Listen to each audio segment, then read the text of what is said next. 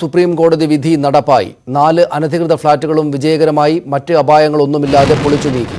അവസാന ഫ്ളാറ്റായ ഗോൾഡൻ കായലോരം ഉച്ചയ്ക്ക് 2:30 നിലംപൊത്തി. 16 നിലകളുള്ള ഗോൾഡൻ കായലോരം 5 സെക്കൻഡിൽ നിലംപതിച്ചു. 4 സ്ഫോടനങ്ങളും പൂർണ്ണ വിജയമായതോടെ ആശ്വാസത്തോടെ അധികൃതർ. സ്ഫോടനങ്ങൾ പൂർണ്ണ വിജയമായതിൽ ജില്ലാ ഭരണകൂടവും പോലീസും അഗ്നിരക്ഷാ സേനയും സംതൃപ്തി രേഖപ്പെടുത്തി. ലോകത്ത് തന്നെ അത്യപൂർവമായ ദൗത്യമാണ് വിജയകരമായി അവസാനിച്ചത്.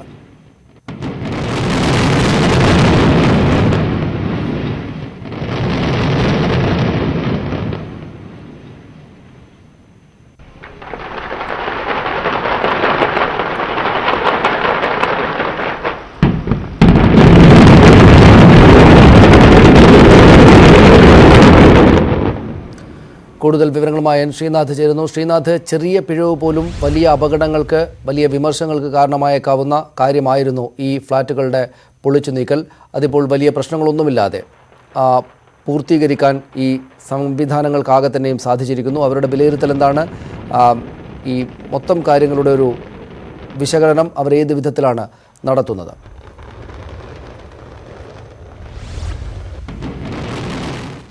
സനീഷ്, 2 ദിവസങ്ങളിലായി 4 ഫ്ളാറ്റ് സമുച്ചയങ്ങൾ, അതിൽ 5 കെട്ടിടങ്ങൾ ഇവ പൊളിച്ചു നീക്കി കഴിഞ്ഞിരിക്കുന്നു. അത് വളരെ വിജയകരമായി പൊളിച്ചു നീക്കാൻ കഴിഞ്ഞു എന്നുള്ളതാണ് പ്രത്യേകത. പ്രത്യേകിച്ച് കാര്യമായി യാതൊരു കേടുപാടുകളും സമീപ പ്രദേശത്തെ കെട്ടിടങ്ങൾക്കോ സമീപ പ്രദേശത്തിനോ സംഭവിച്ചിട്ടില്ല എന്നുള്ളത് വളരെ ആശ്ചര്യകരമായ കാര്യമാണ്. അത് വളരെ ഭംഗിയായി തന്നെ നിറവേറ്റാൻ ഈ പൊളിക്കൽ കമ്പനികൾക്ക് കഴിഞ്ഞിരിക്കുന്നു. പ്രത്യേകിച്ച് ഏറ്റവും അവസാനം പൊളിച്ച ഈ ഗോൾഡൻ കായലോരം, അതായിരുന്നു ഏറ്റവും സങ്കീർണമായ പൊളിക്കൽ എന്നാണ് എഡിഫിസ് കമ്പനി അല്പം മുമ്പ് വ്യക്തമാക്കിയത്. കാരണം ഇതിന് സമീപത്ത് വലിയൊരു കൂറ്റൻ മന്ദിരം നിലനിൽക്കുന്നുണ്ട്, കൂറ്റൻ ഫ്ളാറ്റുണ്ട്, അതിന് സമീപത്ത് ഒരു അംഗനവാടി കെട്ടിടം നിലനിൽക്കുന്നുണ്ട്. ഇത് രണ്ടിനും യാതൊരു കേടുപാടുകളും ഇല്ലാതെ ഇത് പൊളിച്ചു നീക്കാൻ കഴിഞ്ഞു എന്നുള്ളതാണ് ഇതിന്റെ ഏറ്റവും വലിയ പ്രത്യേകത. എന്നാൽ ഈ കൂറ്റൻ കെട്ടിടത്തിന്റെ ഒരു സ്വിമ്മിംഗ് പൂളിന് ചെറിയ കേടുപാടുകൾ സംഭവിച്ചു എന്നുള്ളത് വസ്തുതയാണ്. അതിന് ചെറിയ തകർച്ച സംഭവിച്ചിട്ടുണ്ട്. പക്ഷേ അത് രക്ഷിക്കാൻ നോക്കിയിരുന്നെങ്കിൽ സമീപത്തുണ്ടായിരുന്ന അംഗനവാടിക്ക് കാര്യമായ തകരാറ് സംഭവിക്കുമായിരുന്നു എന്നുള്ളതാണ് വസ്തുത. ഏതായാലും വലിയ കാര്യമായ നഷ്ടപരിഹാരങ്ങളോ നഷ്ടങ്ങളോ ഒന്നും ഉണ്ടാകാതെ ആ കാര്യങ്ങൾ ഭംഗിയായി തന്നെ നിറവേറ്റാൻ കഴിഞ്ഞിരിക്കുന്നു. പിന്നെ ഇനി ഈ സാധനങ്ങൾ നീക്കുക, ഇത്തരം അവശിഷ്ടങ്ങൾ നീക്കുക, അതാണ് ഇനിയുള്ള വെല്ലുവിളി. അത് നീക്കാനുള്ള പ്രവർത്തനം നാളെ തന്നെ ആരംഭിക്കുമെന്നാണ് അറിയുന്നത്. പക്ഷേ അത് നീക്കുന്ന കമ്പനി ചന്ദ്രൂരുള്ള അവരുടെ വസ്തുവിൽ ഇത് നീക്കാനാണ് നിശ്ചയിച്ചിരുന്നത്. പക്ഷേ ചന്ദ്രൂരിലെ പ്രാദേശിക ഭരണകൂടം അക്കാര്യത്തിൽ എതിർപ്പ് പ്രകടിപ്പിച്ചിട്ടുണ്ട്. അതുകൊണ്ട് അക്കാര്യത്തിൽ എന്തെങ്കിലും കാലതാമസം ഉണ്ടാകുമോ എന്നുള്ള കാര്യത്തിൽ സംശയമുണ്ട്. ഒരു സുപ്രധാനമായ കാര്യം കൂടെ ഉണ്ട് സനീഷ്. സുപ്രീം കോടതിക്ക് ഇത് സംബന്ധിച്ച റിപ്പോർട്ട് നാളെ ചീഫ് സെക്രട്ടറി സമർപ്പിക്കേണ്ടതുണ്ട്. ഈ ഫ്ളാറ്റുകൾ പൊളിച്ചു നീക്കാൻ നൽകിയ കാലപരിധി ഇന്ന് അവസാനിക്കുകയാണ്. നാളെ തന്നെ സുപ്രീം കോടതിക്ക് ചീഫ് സെക്രട്ടറി ഇത് സംബന്ധിച്ച റിപ്പോർട്ട് സമർപ്പിക്കേണ്ടതുണ്ട്. ശരി, നന്ദി ശ്രീനാഥ് വിവരങ്ങൾക്ക്. ഏറ്റവും കൃത്യതയോടെ നിലംപൊത്തിയത് ജെയിൻ കോറൽ കോവ് ആയിരുന്നു. മരടിൽ പൊളിച്ച ഫ്ളാറ്റുകളിൽ ഏറ്റവും തലയെടുപ്പുള്ള ഫ്ളാറ്റും കോറൽ കോവ് ആയിരുന്നു.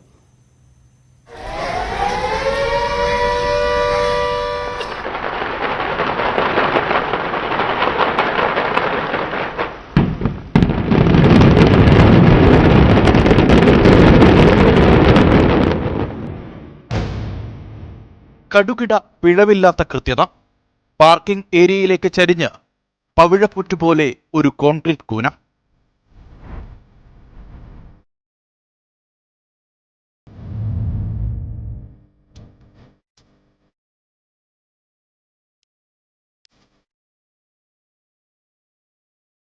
മരട് പഞ്ചായത്തിൽ കഴിഞ്ഞ 2 ദശാബ്ദത്തിനിടെ നിർമ്മിച്ച ഫ്ളാറ്റുകളിൽ ഏറ്റവും ഉയരമേറിയ ഒന്നായിരുന്നു ജെയിൻ കോറൽ.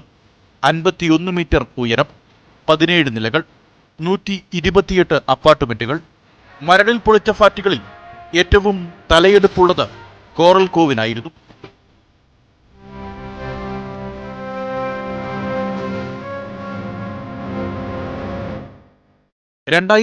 ലാണ് ജെയിൻ കോറൽ കോവിന് നിർമ്മാണാനുമതി ലഭിക്കുന്നത്. 3 വർഷം കൊണ്ട് നിർമ്മാണം പൂർത്തിയായി. ഏതാണ്ട് 1 ദശാബ്ദം തികയും മുമ്പ് എല്ലാം വീണ്ടും മണ്ണോട് ചേർന്നു.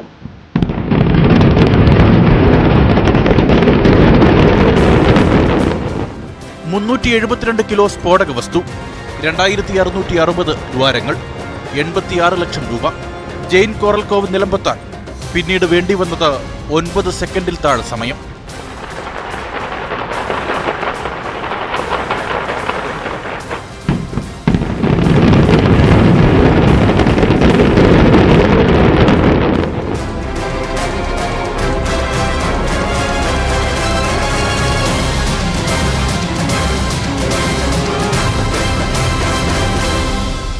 ന്യൂസ് 18 കൊച്ചി. മരട് നഗരസഭയിൽ തീരദേശ നിയമം ലംഘിച്ച 4 ഫ്ളാറ്റുകളിലൊന്നായ ഗോൾഡൻ കായലോരമാണ് അവസാനമായി നിലംപൊത്തിയത്. നിശ്ചയിച്ചതിലും 26 മിനിറ്റ് വൈകിയാണ് ഗോൾഡൻ കായലോരത്ത് സ്ഫോടനം നടത്തിയത്. ഫ്ളാറ്റിന് സമീപത്തുണ്ടായിരുന്ന അംഗനവാടിക്ക് ഒരു കേടുപാടുമില്ലാതെയാണ് ഫ്ളാറ്റ് പൊളിച്ചത്. CN പ്രകാശ് തയ്യാറാക്കിയ റിപ്പോർട്ടിലേക്ക്. 17 നിലകളുണ്ടായിരുന്ന ഗോൾഡൻ കായലോരത്തിന്റെ ഇപ്പോഴത്തെ അവസ്ഥയാണിത്. അതായത് സ്ഫോടനം നടന്ന് കുറച്ച് നേരത്തിന് ശേഷം ഇവിടെ 17 നിലകളും 40 അപ്പാർട്ട്മെൻറ്റുകളും പൂർണ്ണമായി നിലംപതിച്ചിരിക്കുന്നു.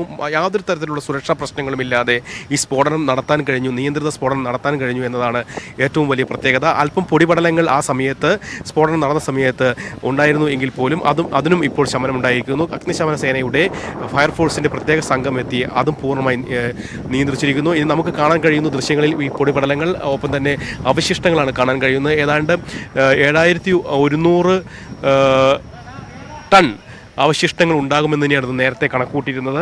അതിൻ്റെ ഭാഗമായി തന്നെയാണ് ഇവിടെ നമുക്ക് നേരത്തെ അറിയാം 15 കിലോഗ്രാമിൽ താഴെയുള്ള സ്ഫോടക വസ്തുക്കൾ മാത്രം ഉപയോഗിച്ചുകൊണ്ടാണ് ഈ സ്ഫോടനം നടത്തിയത്. ഇതിൻ്റെ തൂണുകൾക്ക് മറ്റ് ഫ്ളാറ്റുകളെ അപേക്ഷിച്ച് ശക്തി കുറവായതുകൊണ്ടാണ് കുറച്ച് സ്ഫോടക വസ്തുക്കൾ മാത്രം ഉപയോഗിക്കേണ്ടി വന്നത്. ഒപ്പം തന്നെ ഇവിടുത്തെ ഈ കായലോരത്തിൻ്റെ പ്രദേശങ്ങളിലേക്ക് ഈ അവശിഷ്ടങ്ങൾ നീങ്ങുമോ എന്ന കാര്യത്തിൽ ആശങ്ക ഉണ്ടായിരുന്നു. പക്ഷേ അത് പൂർണ്ണമായും അത്തരത്തിലുള്ള ആശങ്കകൾ അസ്ഥാനത്താണെന്ന് തെളിയിക്കുകയും ചെയ്തിരുന്നു. ഒപ്പം തന്നെ തൊട്ടടുത്തുള്ള ഈ ദൃശ്യങ്ങളിൽ കാണുന്ന ഈ അംഗൻവാടി 5 മീറ്റർ മാത്രമാണ് ദൂരമുള്ളത്. വലിയ മുതൽ മുടക്കുള്ള അംഗൻവാടിയല്ല എങ്കിൽ പോലും ആ അംഗൻവാടിക്ക് പോലും ഒരു പരിക്കേൽക്കരുത്, അതിൻ്റെ ചില്ലുകൾ പോലും പോറരുത് എന്ന ഒരു നിഷ്കർഷ ഈ സ്ഥാപനത്തിനുണ്ടായിരുന്നു. ആ സ്ഫോടനം നടത്തിയ കമ്പനികൾക്കുണ്ടായിരുന്നു. അത്രയും ശാസ്ത്രീയമായി തന്നെ അതിൻ്റെ ജില്ലകൾക്ക് മാത്രമാണ് ചെറിയ തോതിൽ ഒരു പൊട്ടൽ അനുഭവപ്പെട്ടുള്ളത്. കെട്ടിടത്തിന് ഏതെങ്കിലും പ്രകമ്പനത്തിൻ്റെ ഭാഗമായി ഏതെങ്കിലും തരത്തിൽ അതിൻ്റെ അടിത്തറയ്ക്ക് കുലുക്കം സംഭവിച്ചിട്ടുണ്ടോ എന്നുള്ള കാര്യങ്ങൾ ശാസ്ത്രീയമായി ഇനിയും അറിയേണ്ടതുണ്ട്. ഏതായാലും ഈ 4 ഫ്ളാറ്റുകൾ പൊളിച്ചതും അങ്ങേയറ്റം ശാസ്ത്രീയമായിട്ടാണ്. ഒരുപക്ഷെ കേരളത്തിലെ ജനങ്ങൾക്ക് ഇതൊരു പുതിയ കാഴ്ച കൂടിയായിരുന്നു. ഇന്ത്യയിൽ തന്നെ ഇതാദ്യമായിട്ടാണ് ഇത്തരത്തിലുള്ള ഈ യോഗ്യമായിട്ടുള്ള വാസസ്ഥലങ്ങൾ അത് പൊളിക്കുന്ന ദൗത്യം ഏറ്റെടുക്കുന്നത്. വാസസ്ഥലങ്ങളിലുള്ള വാസയോഗ്യമായിട്ടുള്ള ഫ്ളാറ്റുകൾ പൊളിക്കുന്ന ദൗത്യം നടപ്പാക്കുന്നത്. മരടിൽ ഗോൾഡൻ കായലോരം ഫ്ളാറ്റ് തകർന്നപ്പോൾ തൊട്ടടുത്ത് നിർമ്മാണത്തിലിരിക്കുന്ന ഹീര കെട്ടിട സമുച്ചയത്തിന്റെ സ്വിമ്മിംഗ് പൂളിന് നേരിയ കേടുപാടുകൾ സംഭവിച്ചു. സമീപത്തെ ശൗചാലയത്തിനും ചെറിയ കേടുപാടുണ്ടായിട്ടുണ്ട്. N. ശ്രീനാഥ് തയ്യാറാക്കിയ റിപ്പോർട്ടിലേക്ക്. കാര്യങ്ങൾ വിചാരിച്ച പോലെ നടന്നിരിക്കുന്നു. വലിയ നാശനഷ്ടങ്ങളൊന്നും ഒറ്റനോട്ടത്തിൽ കാണാനില്ല. പുഴയിലേക്ക് അവശിഷ്ടങ്ങൾ വീണിട്ടില്ല. മാത്രമല്ല തൊട്ടടുത്തുള്ള അംഗനവാടി കെട്ടിടത്തിനും കാര്യമായ കേടുപാടുകൾ സംഭവിച്ചിട്ടില്ല. അതിന്റെ ചുറ്റുമതില് കുറച്ച് തകർന്നിട്ടുണ്ട്, അതുമാത്രമേ ഉള്ളൂ. എന്നാൽ കാര്യമായ ഒരു ചെറിയ പ്രശ്നം എന്ന് പറയാൻ കഴിയുന്നത് തൊട്ടടുത്ത് നിർമ്മാണത്തിലിരിക്കുന്ന ഹീര കൺസ്ട്രക്ഷന്റെ ഒരു കെട്ടിടമുണ്ട്, ഒരു ഫ്ളാറ്റുണ്ട്. ആ ഫ്ളാറ്റിന്റെ സ്വിമ്മിംഗ് പൂൾ ഇവിടെ തൊട്ടടുത്ത് തന്നെയുണ്ട്. അത് ഭൂമിയിലാണ്, താഴത്തെ നിലയിലാണ് സജ്ജീകരിച്ചിരുന്നത്. അതിന്റെ മുകളിലേക്കാണ് ഗോൾഡൻ കായലോരത്തിന്റെ തലക്കെട്ട്, അതായത് ഏറ്റവും മുകൾ വശം വന്ന് പതിച്ചിരിക്കുന്നത്. വലിയ കോൺക്രീറ്റ് കഷ്ണമാണ് അവിടേക്ക് വന്ന് പതിച്ചിരിക്കുന്നത്. അതുമൂലം അതിന്റെ ഒരു ഭാഗം തകർന്നു പോയിട്ടുണ്ട്. ആ തകർന്നു പോയതാണ് ഇതിലുണ്ടായ ഏറ്റവും വലിയ നാശനഷ്ടം എന്ന് നമുക്ക് പറയാൻ കഴിയുന്നത്. അത് ഹീര കൺസ്ട്രക്ഷനുണ്ടായ നാശനഷ്ടമാണ്. അതിന് അവർ നഷ്ടപരിഹാരത്തിന് കേസ് നൽകും എന്ന് പറഞ്ഞിട്ടുണ്ട്. ഒരുപക്ഷെ ഈ സ്വിമ്മിംഗ് പൂൾ രക്ഷിക്കാൻ അവർ ശ്രമം നടത്തിയിരുന്നെങ്കിൽ അടുത്തുള്ള അംഗനവാടി കെട്ടിടത്തിന് കാര്യമായ തകർച്ച സംഭവിച്ചേനെ. അത് ഒഴിവാക്കാൻ വേണ്ടി ഇവിടേക്ക് പതിക്കുന്ന രീതിയിൽ തന്നെ ഇത് ആസൂത്രണം ചെയ്തതാണ് എന്ന് വേണം നമുക്ക് ഇതിന്റെ നോട്ടത്തിൽ മനസ്സിലാകുന്നത്. ഇതിന് അപ്പുറത്ത് ഒരു ചെറിയ ശൗചാലയമുണ്ട്. ആ ശൗചാലയത്തിന്റെ മേൽക്കൂരയ്ക്കും ചെറിയ രീതിയിൽ ഒരു ചെറിയ കേടുപാട് സംഭവിച്ചിട്ടുണ്ട്. അത് കാര്യമായ ഒരു കേടുപാടല്ല. ഇത്തരമുള്ള ഈ നാശനഷ്ടമല്ലാതെ മറ്റ് കാര്യമായ നാശനഷ്ടങ്ങളൊന്നും ഇന്നത്തെ തകർച്ചയിൽ ഉണ്ടായിട്ടില്ല. രാവിലത്തെ ഫ്ളാറ്റിന്റെ തകർച്ചയിലും ഒരു നാശനഷ്ടവും ഇതുവരെ റിപ്പോർട്ട് ചെയ്തിട്ടില്ല. മരടിലെ ഫ്ളാറ്റുകൾ തകർന്നപ്പോൾ വേദനയോടെ ഉടമകൾ. ഗോൾഡൻ കായലോരം ഫ്ളാറ്റ് തകർന്നു വീഴുന്നത് കാണാൻ ഇതിന്റെ 14ാം നിലയിൽ താമസിച്ചിരുന്ന നിറ്റ എത്തിയിരുന്നു. ഇവിടുത്തെ തന്നെ താമസക്കാരനായ ജോർജ് ദൃശ്യങ്ങൾ ടിവിയിൽ കണ്ട ശേഷം അവശിഷ്ടങ്ങൾ കാണാനെത്തി. ഈ തകർച്ച നേരിട്ട് കണ്ടിരുന്നു? ടിവിയിൽ കൂടി കണ്ടിരുന്നു. നേരിട്ട് കണ്ടോ? ഞാൻ ബണ്ട് റോഡിൽ നിന്ന് നേരിട്ട് കണ്ടായിരുന്നു. ഇവിടെ എത്ര നിലയിലായിരുന്നു താമസം? 14th floor. എന്ത് തോന്നി അത് നേരിട്ട് കണ്ടപ്പോ? നമ്മളുടെ സ്വന്തം ശരീരം ഒടിഞ്ഞു വീഴുന്ന എന്ത് പ്രതീതി, അത് മാതിരി ആൾക്കാര് ഭയങ്കര കയ്യടിയും ഭയങ്കര സന്തോഷവും. അവരുടെ വീടല്ലല്ലോ, അപ്പൊ അവർക്ക് അതിന്റെ ആ വികാരം മനസ്സിലാവത്തില്ല. ഞങ്ങളുടെ നെഞ്ചാണ് തകർന്നത്. എത്ര നാൾ ഇവിടെ താമസിച്ചാണ്? 5 years. നേരിട്ട് കാണാനുള്ള ധൈര്യം എങ്ങനെ ഉണ്ടായി? എനിക്ക് കാണണമായിരുന്നു. കാരണം ഞാനിവിടെ എല്ലാ 2 ദിവസം, ഞാനിപ്പോൾ വയറ്റിലെല്ലാം താമസിക്കണം, എല്ലാ 2 ദിവസം ഞാനിവിടെ വരും. കായലിൻ്റെ സൈഡിൽ കൂടെ നടക്കും, ഇതൊക്കെ പോയി ഇതൊക്കെ വന്ന് കാണും. അപ്പം എനിക്കത് തകർന്ന് വീണ് അത് എൻ്റെ മനസ്സിൽ നിന്ന് ഫ്രീ ആക്കണമായിരുന്നു. I had to come see. എന്തായിരുന്നു ആ സമയത്ത് ഒരു പ്രാർത്ഥന? ഇനി ആർക്കും ഇങ്ങനെ വരുത്തരുത് എന്നുള്ളതായിരുന്നു. ഞങ്ങൾ സഹിച്ചു. പക്ഷെ ഇവിടെ കുറേ ഇല്ലീഗൽ ഫ്ലാറ്റ്സ് ഉണ്ട്, സ്ഥലങ്ങളുണ്ട്, അതൊക്കെ പൊളിക്കാൻ പോകണമെന്ന് കേൾക്കുമ്പോൾ നമ്മൾ പോയ ആ ഒരു സ്റ്റേജിൽ കൂടെ ഇനിയും കുറേ ആൾക്കാർ പോണ്ട വേണ്ടി വരുമല്ലോ എന്ന് ആലോചിച്ചപ്പോൾ അത് വളരെ വിഷമമുള്ളൊരു. വിധി നടപ്പാകില്ല എന്ന ആശങ്ക മരടിലെ ഫ്ളാറ്റുകൾ നിലംപൊത്തിയതോടെ ജനങ്ങൾക്ക് മാറിയെന്ന് നഗരസഭാ ചെയർപേഴ്സൺ നാദിറ പറഞ്ഞു. അനധികൃത കയ്യേറ്റങ്ങൾ നടത്തി ഇത്തരം നിർമ്മാണ പ്രവൃത്തികൾ നടത്താൻ ഇനി ഭയക്കുമെന്നും നാദിറ പറഞ്ഞു. പൊളിക്കൽ നടപടി കൃത്യമായി നടപ്പാക്കിയ എല്ലാവർക്കും ചെയർപേഴ്സൺ നന്ദി പറഞ്ഞു. ഇതുവരെ ഉണ്ടായിരുന്ന സംഘർഷങ്ങൾക്കൊടുവിൽ ഇന്നലെയാണ് ഒരു ആശ്വാസം കണ്ടെത്തിയത്. തീർച്ചയായിട്ടും ഒരു ആത്മവിശ്വാസം തോന്നുന്നുണ്ട്. കോടതി നിയമം നടപ്പിലാക്കും എന്നുള്ളൊരു വിശ്വാസം എനിക്ക് തോന്നുന്നു കേരളത്തിലെ മുഴുവൻ ജനങ്ങൾക്ക് വിശ്വാസമായിട്ടുണ്ട്. ഇപ്പോൾ സുപ്രീം കോടതിയുടെ വിധി എന്ത് തന്നെയായാലും അത് ഇപ്പോൾ നടപ്പിലാക്കിയിരിക്കുകയാണ്. എല്ലാ അഭിവാദ്യങ്ങളും ഞാൻ ഈ അവസരത്തിൽ സുപ്രീം കോടതിയെ അറിയിക്കുകയാണ്. എല്ലാ ഭരണകൂടം ഏറ്റെടുത്താണ്. അതുപോലെ തന്നെ ഇതിൻ്റെ അവശിഷ്ടങ്ങൾ തുടക്കം മുതലേ തന്നെ പൊളിക്കൽ അവശിഷ്ടങ്ങൾ ഒരു പ്രോംപ്റ്റ് എൻ്റർപ്രൈസസ് എന്ന ഒരു കമ്പനിയാണ് ഏറ്റെടുത്തിരിക്കുന്നത്. അവരുടെ നേതൃത്വത്തിൽ തന്നെ മരട് നഗരസഭ ഇത് ഡിസ്പോസ് ചെയ്യാനുള്ള സംവിധാനങ്ങൾ അവരിലൂടെ അത്തരം നടപടിക്രമങ്ങൾ സ്വീകരിക്കും. മരടിലെ 3 ഫ്ളാറ്റുകൾ നിലംപതിച്ചത് ജെറ്റ് ഡെമോളിഷൻസ് എന്ന കമ്പനിയുടെ കൂടി നേതൃത്വത്തിലാണ്. സ്ഫോടനത്തിൽ കെട്ടിടങ്ങൾ ചുറ്റുമതിലിനുള്ളിലേക്ക് തന്നെ നിലംപതിക്കുന്ന രീതിയിലായിരുന്നു ക്രമീകരണങ്ങൾ. ദൗത്യം പൂർണ്ണ വിജയമാണെന്ന് ജെറ്റ് ഡെമോളിഷൻ കമ്പനി CEO ജോ ബ്രിഗ്മൻ പറഞ്ഞു. ഇപ്പോൾ നമുക്കൊപ്പം ഈ ദൗത്യം വിജയകരമായി പൂർത്തിയാക്കാൻ ഈ സ്ഫോടനങ്ങൾ അത് മുഴുവൻ ആസൂത്രണം ചെയ്യുകയും ചെയ്ത ജെറ്റ് ഡിമോളിഷൻ കമ്പനിയുടെ CEO ജോ ബ്രൈമാൻ ചേരുന്നുണ്ട്. Sir, what is your opinion about Kerala's blast experience? Well, we've had 3 quite successful implosions. Everything is on the ground. Everything is safe. It's been very challenging. Very short period of time to prepare. Lots of houses nearby, rivers nearby, where we had to keep the rubble out of the water, and everything worked. So we're very pleased that everything is done and done safely. ഈ സ്ഫോടനം നടത്തിയ കമ്പനിയുടെ jet demolition കമ്പനിയുടെ CEO കൂടിയിട്ടുള്ള അദ്ദേഹമാണ് സംസാരിച്ചത്. ഇന്ത്യയിൽ തന്നെ ആദ്യമാണ് ഇത്തരത്തിലൊരു ദൗത്യം ഇവർ ഏറ്റെടുക്കുകയും ചെയ്യുന്നത്. കൊച്ചിയിൽ നിന്നും CN പ്രകാശ്, ന്യൂസ് 18. ലോകത്ത് തന്നെ അത്യപൂർവമായ ദൗത്യം നേരിയ പിഴവ് പോലുമില്ലാതെ പൂർത്തിയായതിന്റെ ആശ്വാസത്തിൽ കേരളം. പൊളിക്കൽ ഏറ്റെടുത്ത കമ്പനികളുടെ പിഴവില്ലാത്ത ഒരുക്കങ്ങളാണ് പ്രധാന വിജയഘടകമായത്. ജില്ലാ ഭരണകൂടത്തിന്റെയും പോലീസിന്റെയും അഗ്നിരക്ഷാ സേനയുടെയും പൂർണ്ണ സഹകരണവും നിർണായകമായി. 6.5 ലക്ഷത്തിലേറെ ജനങ്ങൾ തിങ്ങിപ്പാർക്കുന്ന കൊച്ചി നഗരത്തിന്റെ ഹൃദയഭാഗത്ത് 4 ഉഗ്രസ്ഫോടനങ്ങൾ. തവിടുപൊടിയായത് 4 കൂറ്റൻ ഫ്ളാറ്റ് സമുച്ചയങ്ങൾ.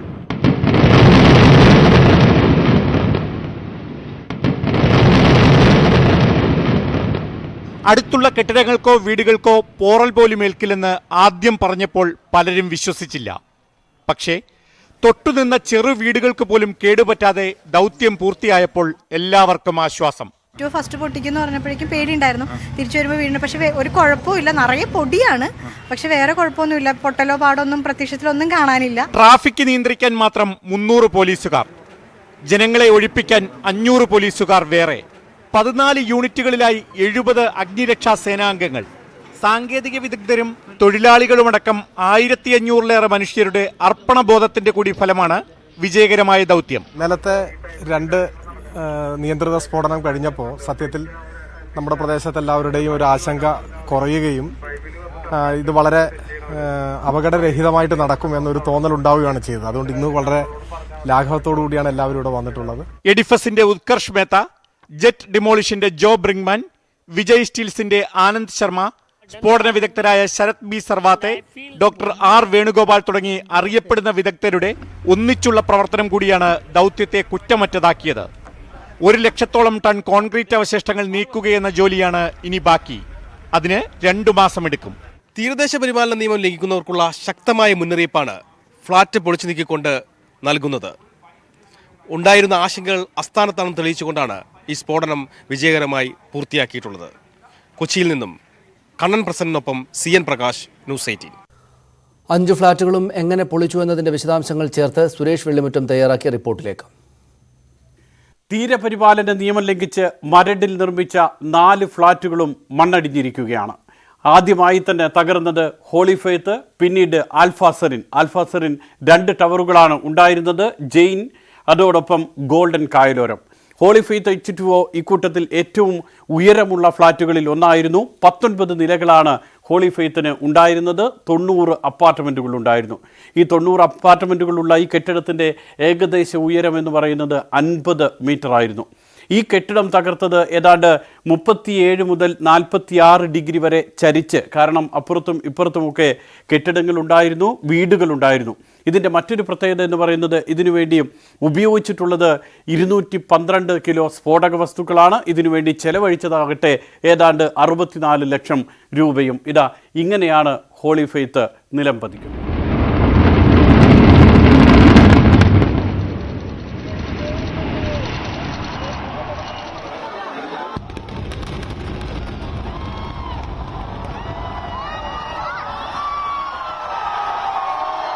ഹോളി ഫെയ്ത്തിന് ശേഷം ആൽഫാസറിൻ നേരത്തെ സൂചിപ്പിച്ചതുപോലെ ഇരട്ട ടവറാണ്. അതിൻ്റെ ഉയരം എന്ന് പറയുന്നത് ഏതാണ്ട് 50 മീറ്ററോളം വരും.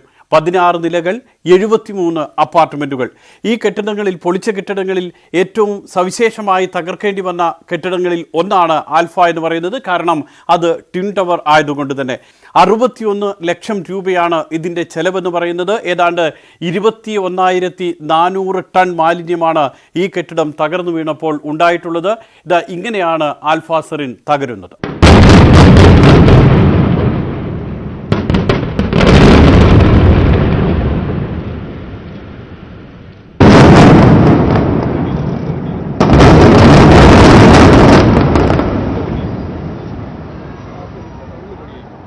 രണ്ടാം ദിവസത്തിൻ്റെ തുടക്കം ജെയിൻ കോറൽ കോവിലാണ്. ജെയിൻ കോറൽ കോവ് പറഞ്ഞതിനേക്കാൾ അല്പം വൈകിയാണ് പൊളിച്ചത് എങ്കിൽ പോലും ഇത് ഈ തകർത്തതിൽ വെച്ച് ഏറ്റവും ഉയരമുള്ള കെട്ടിടമാണ്. മാത്രമല്ല ഏറ്റവും അധികം ആളുകൾ താമസിച്ചിരുന്നതും ജെയിൻ കോറൽ കോവിൽ തന്നെയാണ്. 51 മീറ്ററാണ് ഇതിൻ്റെ ഉയരമെന്ന് പറയുന്നത്. 125 അപ്പാർട്ട്മെൻറ്റുകൾ ഇതിലുണ്ടായിരുന്നു. 16 നിലകളാണ് ജെയിൻ കോറൽ കോവിൽ ഉണ്ടായിരുന്നത്. ജെയിൻ കോറൽ കോവ് തകരുന്നത്, ഇത്രയും വലിയ കെട്ടിടം നമ്മൾ കാണുമ്പോൾ ഇത് തകരുന്നത് നോക്കുക. വെറും 9 സെക്കൻഡുകൾ കൊണ്ട് മാത്രമാണ് ജെയിൻ കോറൽ കോവ് നിലം പൊത്തുന്നത്.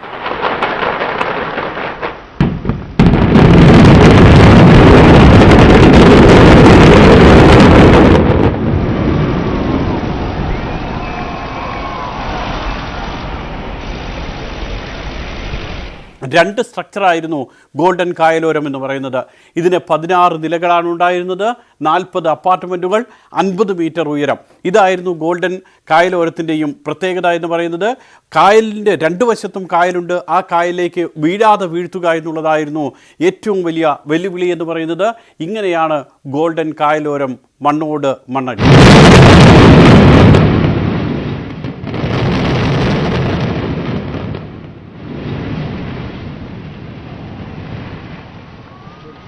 ഇതുമായി ബന്ധപ്പെട്ട് ഇനി സംസ്ഥാന സർക്കാർ സുപ്രീം കോടതിയിൽ റിപ്പോർട്ട് നൽകുകയാണ് അടുത്ത നടപടി എന്ന് പറയുന്നത്.